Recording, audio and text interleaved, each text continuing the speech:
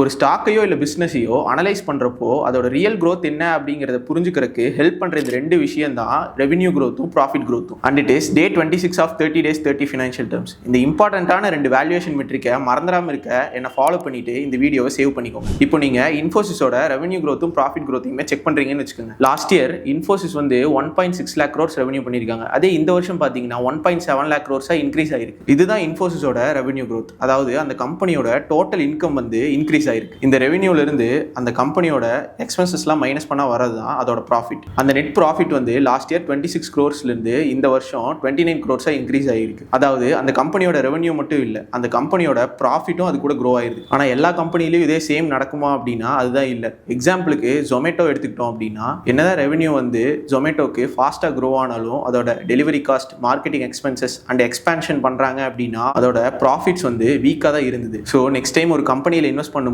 அந்த company கன்சிஸ்டன்ட்டாக revenue growth மட்டும் கொடுத்துருக்காங்களான்னு பார்க்காம அதோட ப்ராஃபிட்ஸையும் கன்சிஸ்டன்ட்டாக மெயின்டைன் பண்ணியிருக்காங்களாங்கிறத பார்த்துட்டு இன்வெஸ்ட் பண்ணுங்க.